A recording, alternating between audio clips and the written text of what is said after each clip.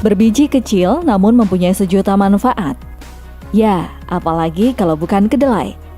Kedelai atau dengan nama lain Glycine Max L merupakan tanaman pangan dari Cina yang sejak abad ke-16 sudah dibudidayakan di Indonesia. Kedelai merupakan komoditi pangan utama setelah padi dan jagung. Permintaan kedelai semakin meningkat seiring dengan berkembangnya beragam olahan pangan. Selain itu, kedelai juga bisa dimanfaatkan sebagai pakan ternak. Hal tersebutlah yang membuat kedelai memiliki nilai ekonomi yang cukup tinggi.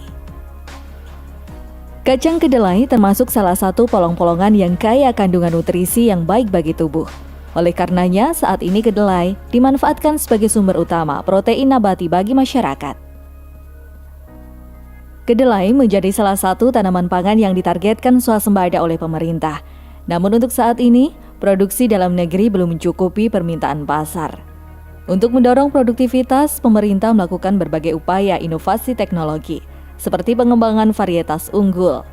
Hingga saat ini ada lebih dari 86 varietas unggul yang sudah dilepas oleh Kementerian Pertanian.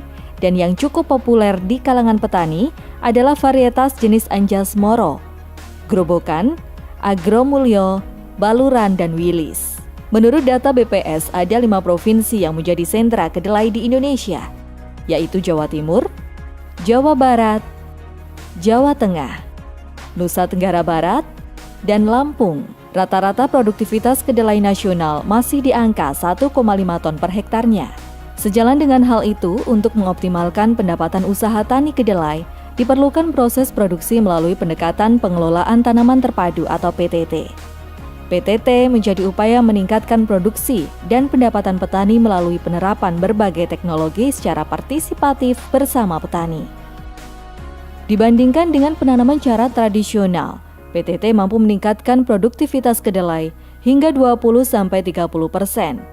Dan tentunya dari segi ekonomi pendapatan petani juga akan meningkat sekitar 30%.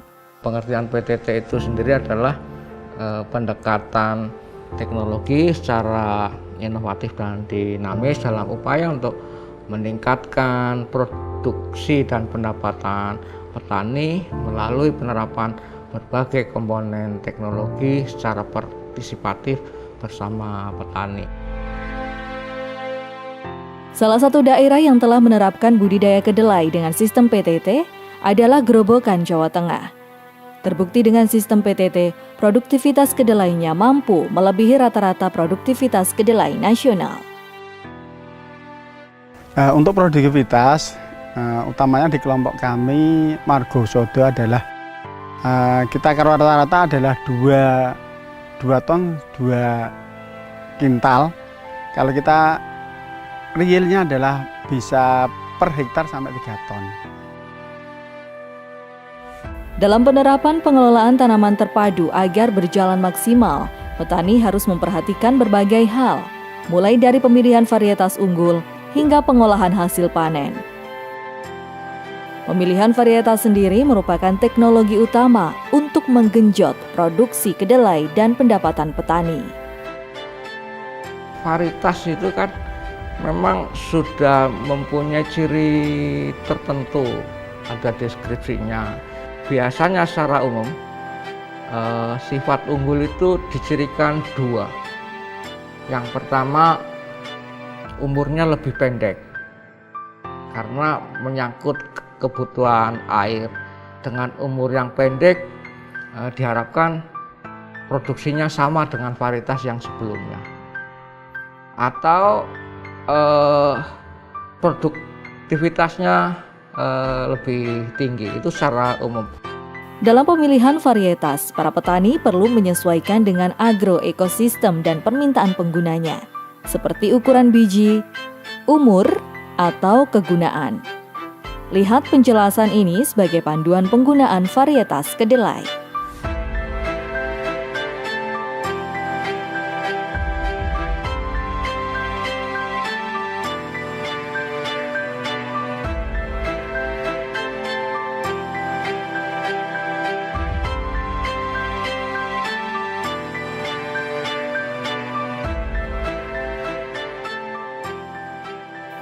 Selain varietas, penggunaan benih bermutu dan berlabel juga merupakan kunci kesuksesan dalam budidaya kedelai. Oleh karena itu, harus memenuhi beberapa syarat.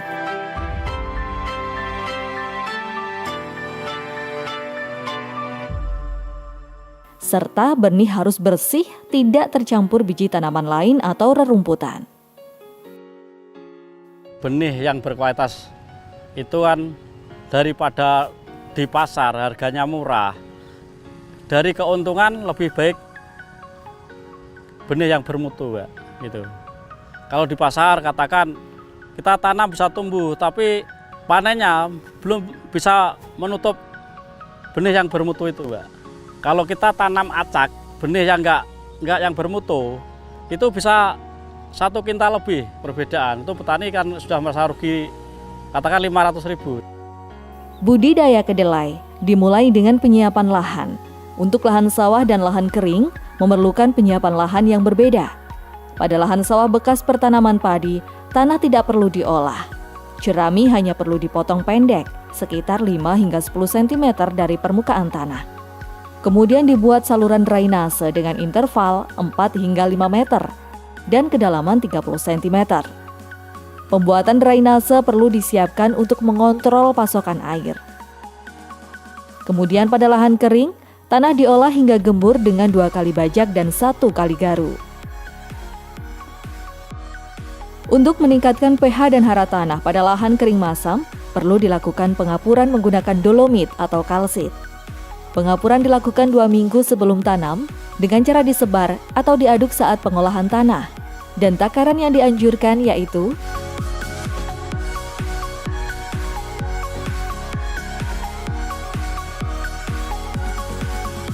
pada penyiapan lahan, gangguan gulma menjadi salah satu masalah dalam budidaya kedelai.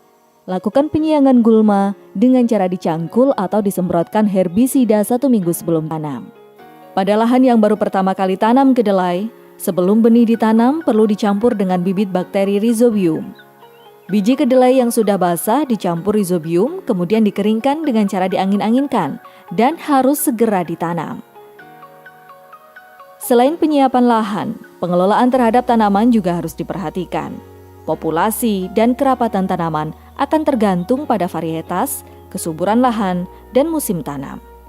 Namun untuk hasil panen yang optimal, disarankan populasi per hektar yaitu 350.000 hingga 500.000 tanaman. Pengaturan jarak tanam untuk lahan sawah musim kemarau atau lahan kering musim hujan yang ideal yaitu 40 x 15 atau 20 cm. Sedangkan pada lahan kering musim kemarau yaitu 40 x 10 atau 15 cm. Dan untuk lubang tanam kedalamannya 2,3 cm dengan 2 biji bibit pada tiap lubangnya. Tutup lubang tanam dengan pupuk kompos agar benih cepat tumbuh. Setelahnya lakukan penyulaman untuk menjaga jumlah populasi. Untuk penyulaman, biasanya yang disulam bagi yang tidak tumbuh, Mbak. Kalau yang sudah tumbuh kayak bukan disulam itu. Ya, bisa jadi yang lebih dari 2 itu bisa dicabut, untuk sulam yang lainnya bisa. Dengan kualitas sama. Bila tak ada hujan, tanaman perlu diairi selama 15 hingga 30 menit dengan sistem lap. Kemudian air dikeluarkan kembali dari petakan. Pengairan ini penting dilakukan pada awal pertumbuhan dan pada masa pembentukan bunga hingga pengisian polong. Selama pertumbuhan tanaman, biasanya gulma akan muncul kembali. Lakukan penyiangan sebanyak 2 kali, yaitu pada umur 2 hingga 3 minggu dan setelah tanaman berbunga. Bersamaan dengan penyiangan gulma, lakukan peninggian bedengan untuk mencegah rebahnya tanaman. Pada fase pertumbuhan hingga umur 15 hari, dilakukan pemupukan dengan menyesuaikan kondisi kesuburan tanah. Kalau lahan sawah, irigasi, pertanaman kedelai itu kan ditanam di musim kemarau. Sehingga pemupukannya menggunakan pupuk daun yang disemprot lewat daun. Karena tidak ada air untuk melarutkan pupuk yang granuler seperti urea, ponska. Itu kalau tanpa air dilakukan pemupukan, iklim mikronya panas sehingga bisa kedelainya mati. Beda dengan yang lahan sawah tak ada hujan atau lahan kering yang ditanam pada musim hujan atau masih ada air dari hujan, penggunaannya bisa keduanya, pupuk urea atau pupuk granular, urea, SP36, Ponska. Kira-kira dosis secara umum ya, kalau urea 50 kilo per hektar, SP36-nya 100 kilo per hektar, Ponskanya 150 kilo per hektar. Nah ini aplikasinya biasanya ditabur di antara barisan tanaman.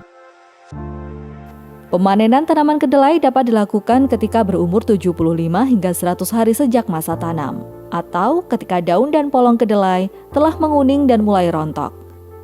Pemanenan dilakukan dengan memotong pangkal batang menggunakan sabit bergerigi dan tidak dianjurkan dicabut bersama akarnya. Berangkasan kedelai hasil panen langsung dikeringkan dengan cara dihampar di bawah sinar matahari dengan ketebalan 25 cm selama 2 hingga 3 hari. Pengeringan dilakukan di atas alas lantai jemur, terpal, tikar, atau anyaman hingga kadar air pada biji mencapai 14%. Berangkasan kedelai yang telah kering sempurna kemudian dirontokkan dengan cara manual, yaitu digebuk atau dengan alat thresher dengan kecepatan tidak lebih 400 putaran per menit. Hal ini untuk menghindari biji yang pecah. Biji-biji yang telah dirontokkan kemudian disortasi dengan ditampi atau menggunakan mesin pembersih winnower atau blower. Biji yang telah bersih kemudian dijemur selama 3 hingga 5 hari tergantung cuaca. Untuk penyiapan pastikan kadar air pada biji berkisar 12%. Kemudian simpan menggunakan karung plastik untuk menghindari penyakit dan hama, serta agar biji tahan lama. Pada biji yang akan dijadikan benih, kadar air berkisar antara 9 hingga 10%. Benih disimpan dalam wadah tertutup atau dikemas menggunakan plastik dengan ketebalan 0,08 mm. Biji kedelai yang sudah dikemas disimpan pada ruangan beralas kayu atau rak. Kedelai adalah tanaman yang layak untuk diusahakan. Dari segi pasar, permintaan terhadap kedelai tentu tak akan pernah sepi. Kedelai sudah menjadi kebutuhan pangan utama rumah tangga, bahkan bahan baku utama industri. Kedelai menjadi salah satu prioritas tanaman pangan swasembada, tentu harus diimbangi dengan kerja keras yang nyata. Teknologi pengolahan tanaman terpadu harus segera diterapkan oleh para petani agar swasembada kedelai tercapai, agar pangan Indonesia berdikari. Cita-cita Indonesia untuk swasembada kedelai bukan tak mungkin lagi untuk dicapai. Dengan pendekatan pengolahan tanaman terpadu, diharapkan bisa menjadi solusi minimnya produksi kedelai dalam negeri.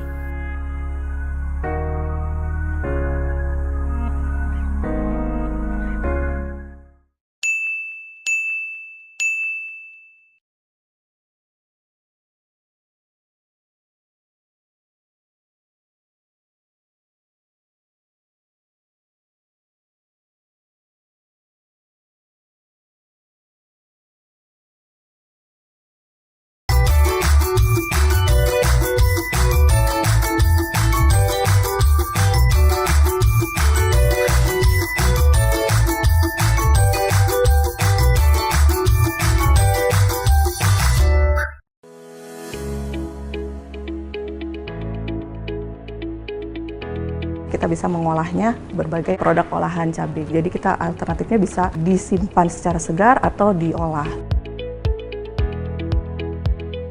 Nah ini adalah proses sealing ya, atau memasangkan sealernya. Dan ini adalah sangat sederhana gitu ya. Kembali lagi tidak punya termometer untuk mengukur suhunya, ibu-ibu cukup atau kita cukup sampai dengan si minyaknya itu berasap gitu ya.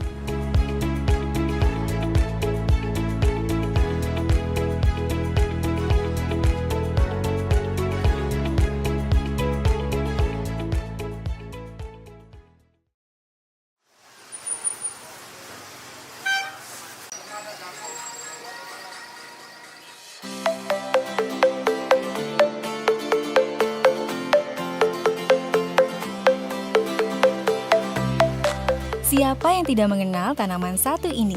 Cabai adalah salah satu produk hortikultura yang digunakan hampir di berbagai daerah sebagai bumbu masak maupun makanan. Sehingga permintaannya selalu tinggi.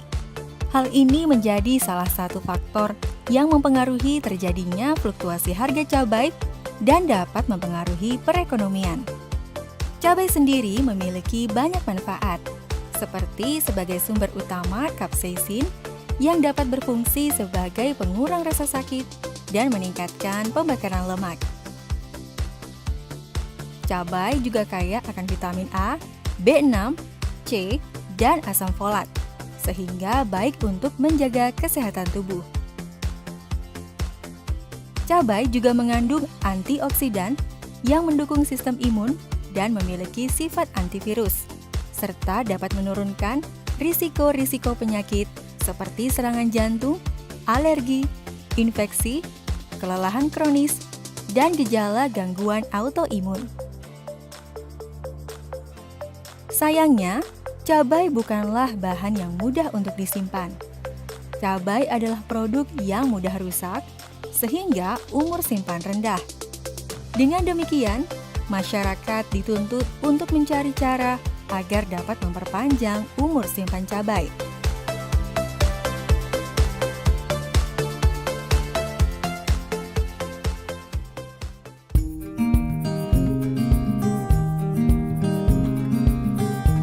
Cabai atau produk hortikultura lainnya itu setelah dipanen mereka masih hidup, jadi masih melakukan aktivitas fisiologi seperti respirasi, transpirasi. Proses-proses tersebut itu nanti akan berpengaruh ke perubahan komponen nutrisinya, komponen kimianya. Nah, itu nanti akan berpengaruh juga ke tampilannya, ke visualisasinya, seperti nanti ada pengkerutan gitu.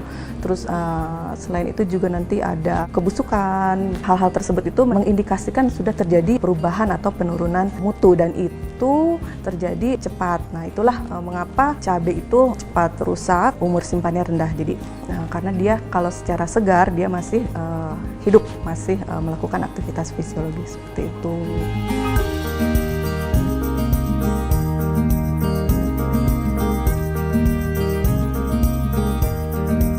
Kita mempertahankan umur simpan cabai dengan melakukan penanganan dalam keadaan segar. Misalnya itu dengan teknik pengemasan, penyimpanan, tapi bisa juga dengan mengolah cabai sehingga kita tidak tergantung dengan musim. Jadi stok cabai ada. Ketika waktu bukan musim panen cabai, kita masih bisa ketemu cabai, masih bisa merasakan pedasnya cabai. Itulah kita bisa mengolahnya berbagai produk olahan cabai. Jadi kita alternatifnya bisa disimpan secara segar atau diolah.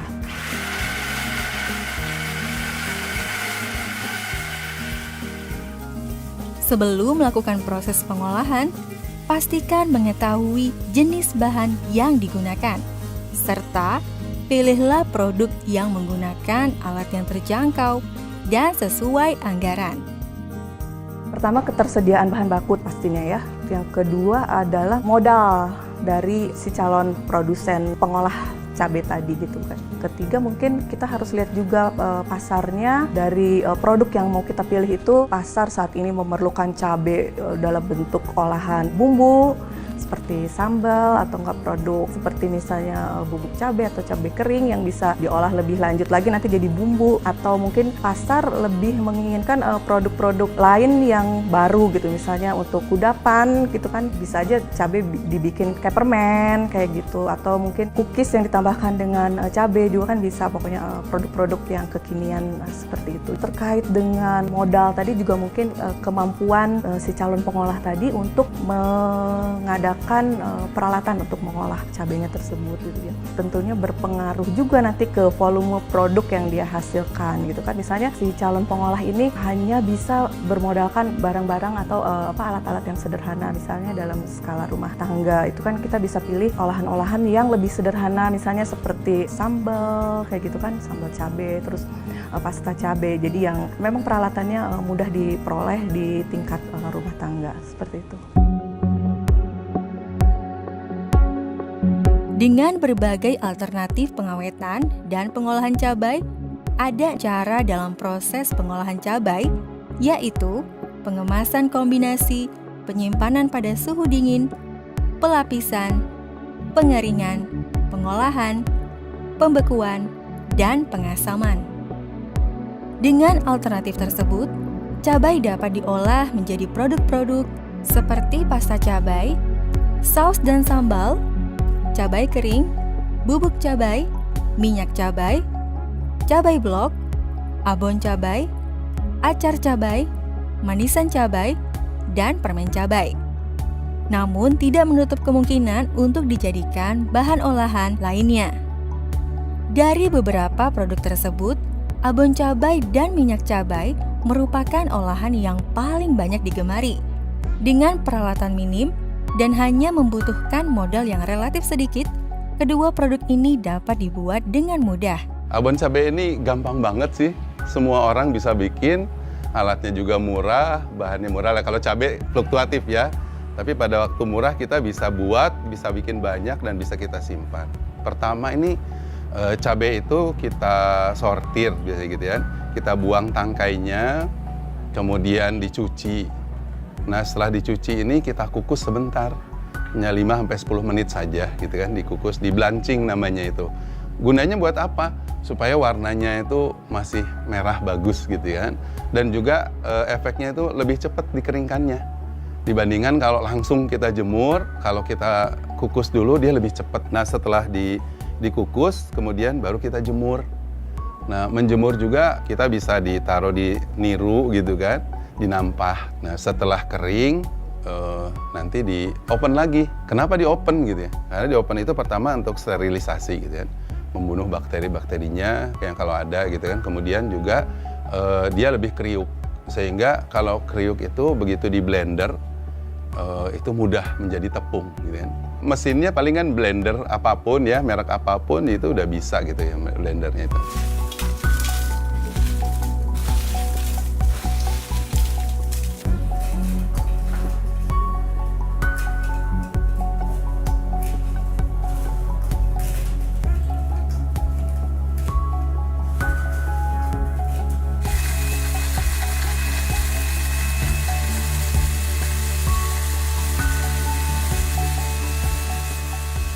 Kemudian setelah di blender jadi tepung, kita sangrai. Di sangrai ini fungsinya buat mencampurkan bumbu-bumbunya.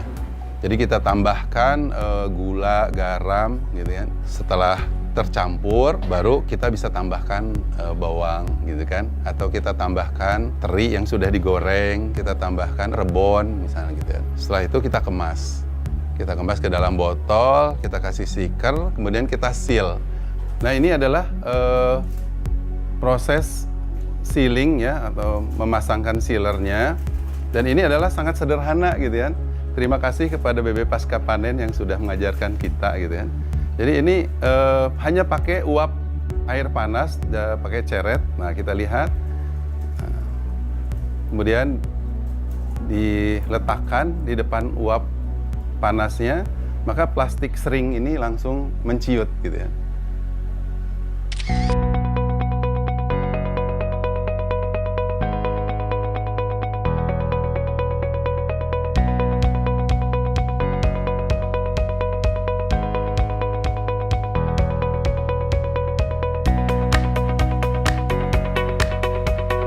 Yang paling besar yang perlu dibutuhkan yang pasti sih oven. Ovennya drying oven ya, lalu chopper gitu ya, lalu yang pasti kompornya, lalu pancinya, terus saringan. Oke, kalau teman-teman punya di rumah buat baking paper gitu, saringannya itu biar lebih lebih bersih gitu, itu pakai baking paper. Semua sih sebetulnya alatnya masih alat-alat rumah tangga, jadi tidak perlu alat-alat industri ya Mbak. Terus apalagi yang perluin alat pengukur suhu untuk si minyaknya. Karena minyaknya tidak boleh dalam kondisi mendidih, dan yang pasti sih kemasan tadi ininya. Kalau kemasan kan pilihan teman-teman mau bentuknya apa. Itu aja sih, kurang lebih nggak ada yang spesifik kecuali tadi si oven drying aja, alatnya yang lainnya umum.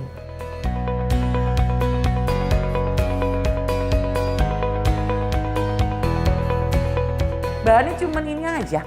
Cabai sama minyak, iya benar. 1:21 kilo cabai itu berarti dengan 2 liter minyak. aja sih Mbak yang diperluin. Yang harus dilakukan adalah kita cuci cabenya, lalu kita keringkan atau kita tiriskan. Jangan sampai membawa kandungan air terlalu banyak gitu ya. Jadi harus cepat ditiriskan. Setelah ditiriskan kita lakukan perajangan, atau biasanya kalau ibu-ibu punya chopper tadi bisa gunakan chopper. Jangan blender kalau pakai blender karena takutnya keluar airnya. Lalu kita masukkan ke oven. Ya, kenapa bedanya oven dryer tadi sama oven biasa tadi ya? Si oven biasanya kalau oven biasa itu penadanya itu kan biasanya tidak ada ruang atau bolongnya gitu. Kalau pakai oven dryer itu ada. Nah, itu kenapa biar airnya turun. Biasanya itu kurang lebih 8 sampai 12 jam pengeringannya. Tapi balik lagi, kalau kita belum punya oven dryer itu, kita bisa gunakan panas matahari. Hanya saja tadi ya kalau panas matahari harus konsistensi gitu karena biasanya kalau tidak jadinya busuk gitu ya. Nah, kalau sudah dari oven dryer 8 sampai 12 jam kita keluarkan, lalu kita siapkan tadi minyak tadi kita panaskan, tidak mendidih. Kalau kembali lagi tidak punya termometer untuk mengukur suhunya, ibu-ibu cukup atau kita cukup sampai dengan si minyaknya itu berasap gitu ya. Oke, si minyaknya berasap, si cabai yang tadi sudah kita keringkan, kita masukkan ke minyaknya, kita matikan apinya gitu ya. Lalu selesai, tapi harus kita aduk-aduk dulu gitu ya. Diaduk-aduk lalu kita diamkan 1 kali 24 jam. Jadi ya 2 jam sekali diaduk, 2 jam sekali diaduk gitu. Nggak mesti terus-terusan 24 jam diaduknya, tapi ada proses pengadukan agar tidak mengendap di bawah panas gitu ya kurang lebihnya. Kalau memang itu sudah selesai, kita akan lakukan penyaringan tuh, panen tuh minggu besoknya gitu ya. Disaring itu pun biasanya kalau ibu tadi pakai baking paper untuk penyaringannya itu biasanya juga lama karena netesnya pelan-pelan. Ya, kenapa kita pakai baking paper? Tadi balik lagi saya ingatkan bahwa biar beningnya sempurna gitu ya, maksudnya tidak ada sisa-sisa dari cabenya ya. Lalu setelah itu besoknya lagi, biasanya baru besoknya tuh prosesnya selesai, besoknya baru setelah diambil baru bisa dipanen dan dimasukkan ke dalam kemasan yang kita pilih.